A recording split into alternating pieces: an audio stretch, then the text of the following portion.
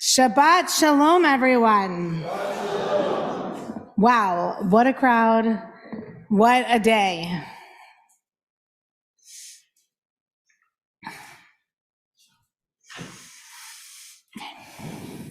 There is a story of a Hasidic Rabbi who went to inquire of his students. He asked them, how do we know when night is over and day has arrived? Which is a spin on the traditional question of when can you say the Shema in the morning?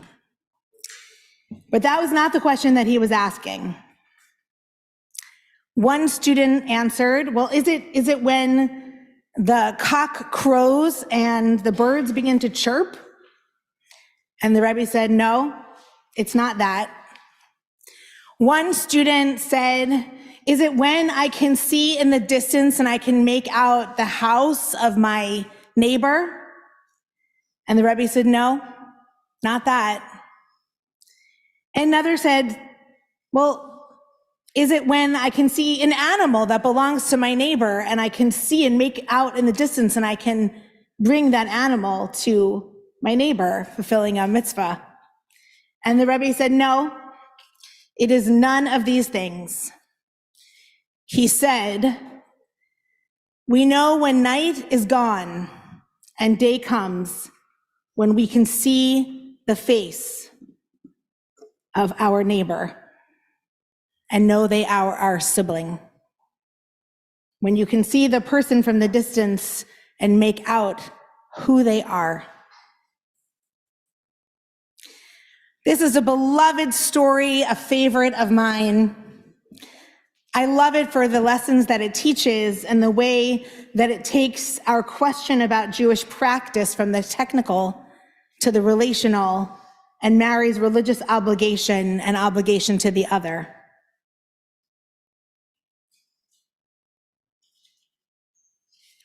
And after reading and studying Parshat Miketz, I want to assert for the very first time that this Rabbi got it about 50% right.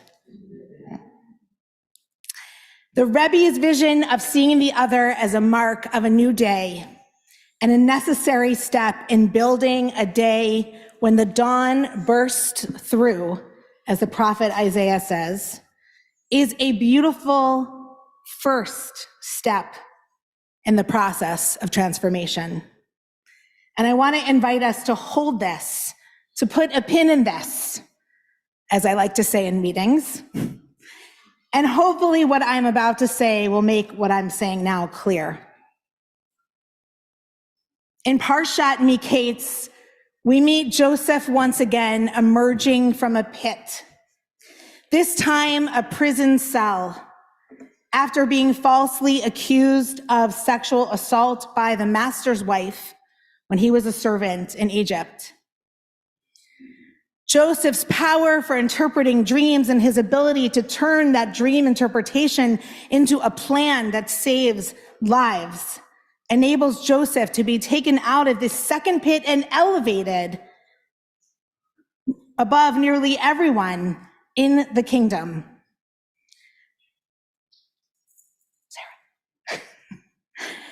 A viceroy of Egypt, in charge of managing a 14-year plan for the good and the bad years to come. Now, Joseph's ascension comes with a price of sorts, although I don't know if Joseph would call it that. He has to assimilate. So now he looks different. He dresses different. He looks like an Egyptian. He's given or takes an Egyptian wife, and he starts a new life and has children and even says, I forget, as part of having the first child.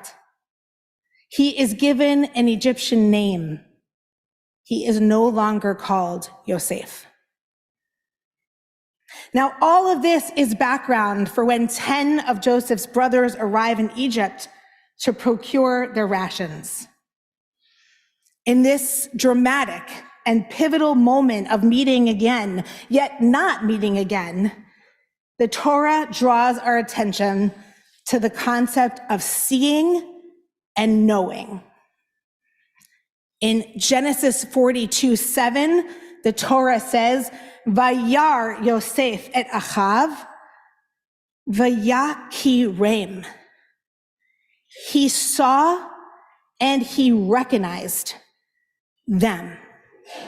And then it says he acted like a stranger to them, and he spoke harshly to them. The very fact that the Torah uses two different Hebrew words in the same sentence in this initial encounter is meant to draw our attention to the experiences and the feelings of Joseph in this moment. He sees them, ra'ah, he sees them like seeing someone from a distance. This is just the realm of physical appearance. But then the Torah brings an extra word, and we know that no word is superfluous. That word matters. He recognized them. That goes beyond physical appearance. He saw them. He knows them. He is familiar with them. He knows their relationship. He knows them on a deeper level. Now, one would think that the years of separation and after Joseph proclaiming all the time that things are just meant to be, that things worked out for a reason, that he might recognize them and, like the story of the Rabbi, know that it is dawn. Know it is time to come close. But no, in that moment, even though he recognizes them, even though he sees them up close, he acts like a stranger, which is a reflexive form in the Hebrew. He makes himself strange to them. He acts oddly. He makes himself distant. Then the text immediately offers us the why. Also repeating two more times that same word with the root yakir, yakar. V'yaker Yosef et Achav a second time.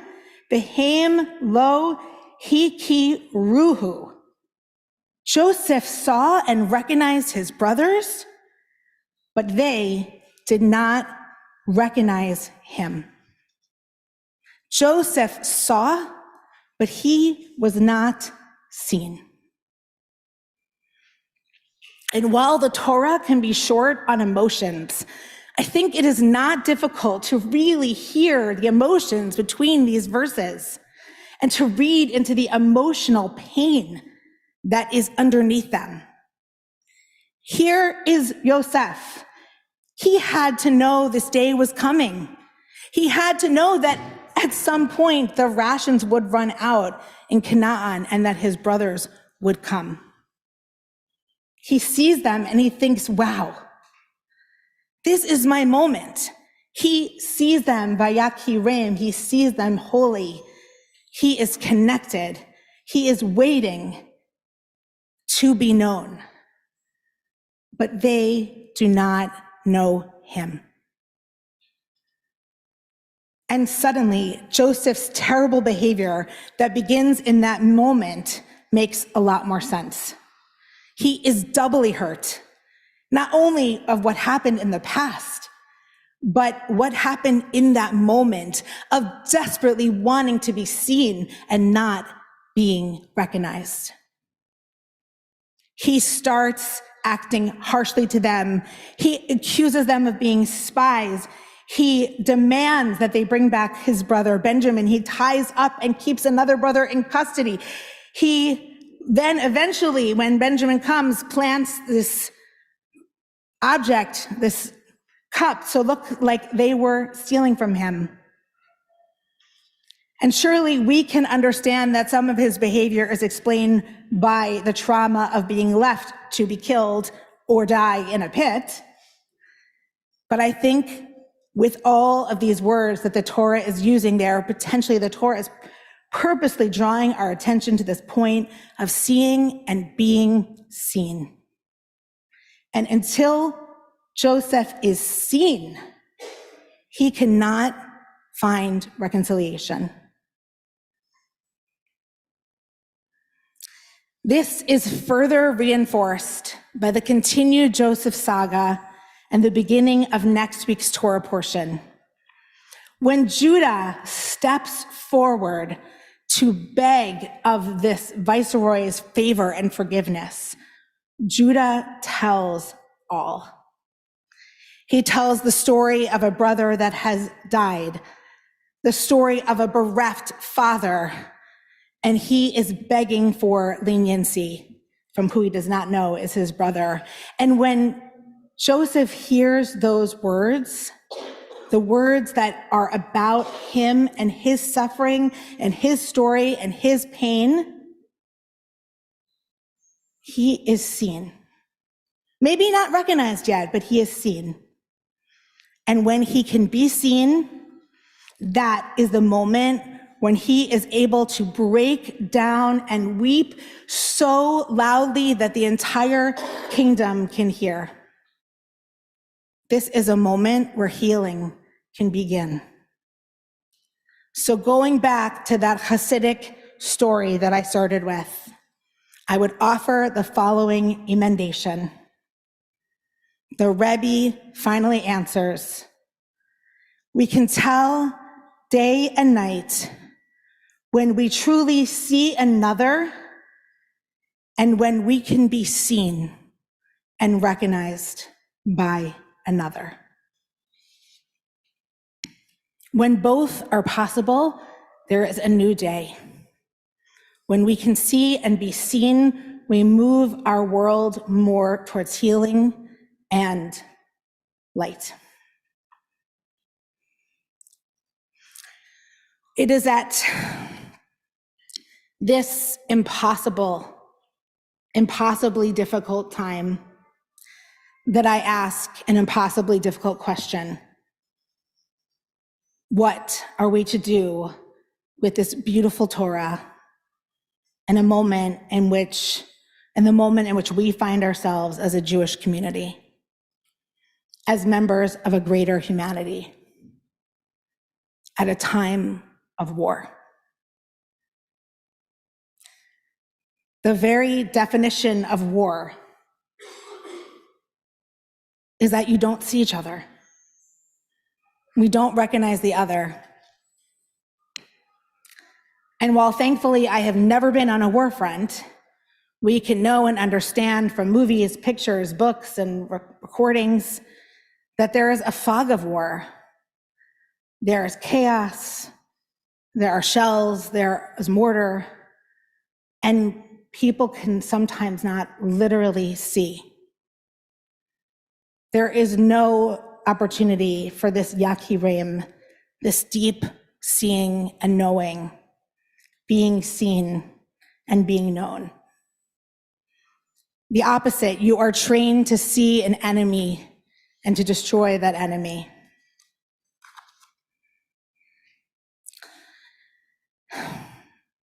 And a particularly tragic example of this that is extremely hard to name is that just yesterday, there was this horrific accidental killing of 3 hostages.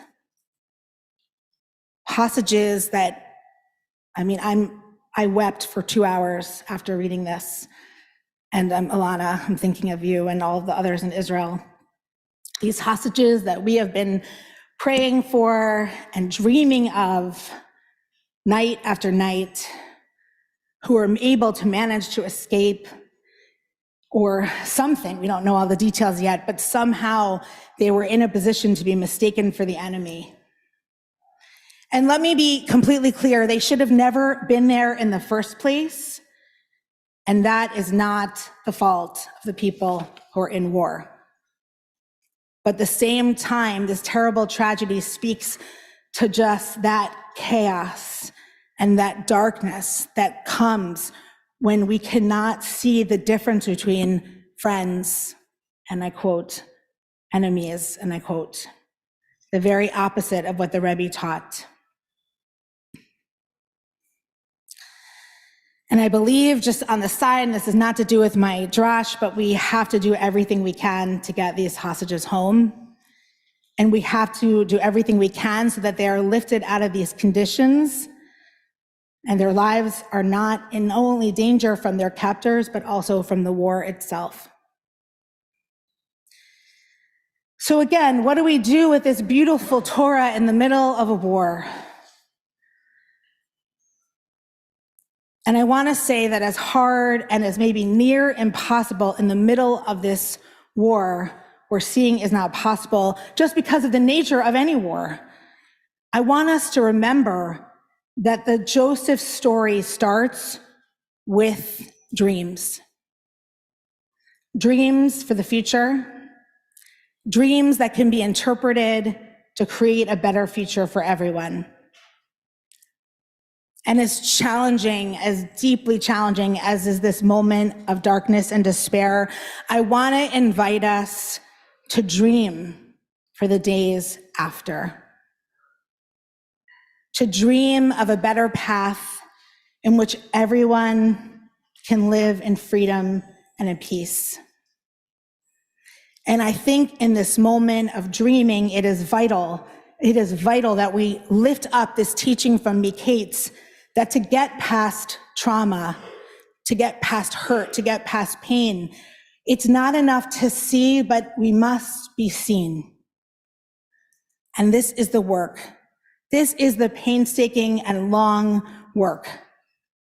And I want to be clear, I am not so naive as to say that this is the thing that is going to solve this entrenched conflict. But I want to also let us not be so cynical as to think that it is not a vital part of the way forward.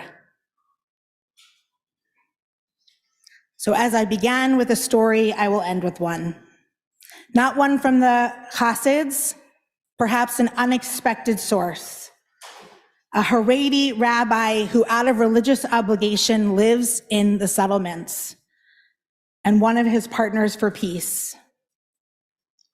The Rabbi Hanan Schlesinger, the Palestinian partner for peace, Noor Awad, who worked together in the organization Roots. And I was able to be on a call with them recently.